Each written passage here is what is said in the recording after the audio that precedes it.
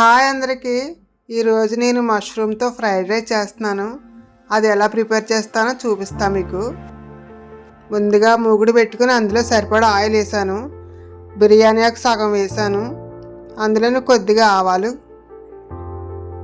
అవి కొంచెం వేగిన తర్వాత మనం కట్ చేసి పెట్టుకున్న ఆనియన్ కూడా వేసేసుకుందాం.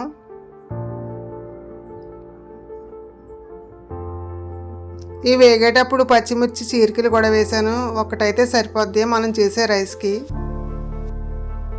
అందులోనే కొద్దిగా అల్లం వెల్లుల్లి తురిమి వేసుకున్నాను.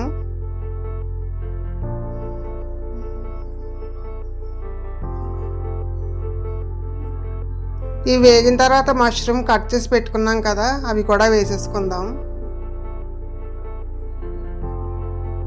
ఈ మష్రూమ్ కట్ చేసినప్పుడు వాటర్లో వేసుకుని ఉంచుకోవాలి, లేదంటే కలరు మారిపోతుంది, బ్లాక్గా అయిపోతాయి. ఇందులోనే కొద్దిగా పసుపు వేసాను. అలాగే జీలకర్ర పొడి 1/2 టీ స్పూన్, ధనియాల పొడి 1/2 టీ స్పూన్,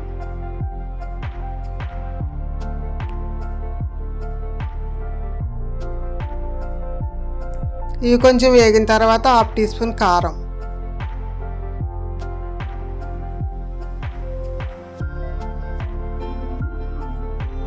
అలాగే 1/2 టీ స్పూన్ సాల్ట్ కూడా వేసాను. మనం చేసే రైస్ తక్కువ కదా, ఈ క్వాంటిటీ ఇలా సరిపోతాయి ఇవి.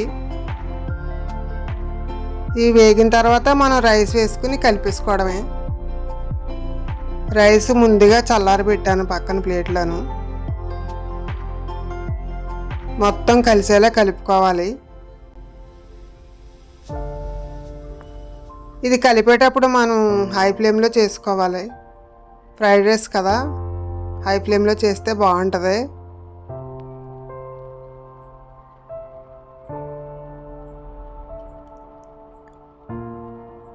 చివరిగా మనం కొత్తిమీర చల్లేసుకుని స్టవ్ ఆపేసుకుందాం.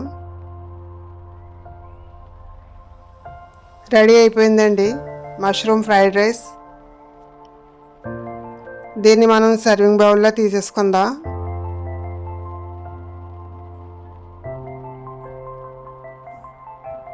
ఈ మష్రూమ్ ఫ్రైడ్ రైస్ తక్కువ టైంలో చాలా ఈజీగా చేసేయచ్చు. టేస్ట్ కూడా చాలా బాగుంటుంది. ట్రై చేయండి. ఎలా ఉంది కమెంట్ చేయండి.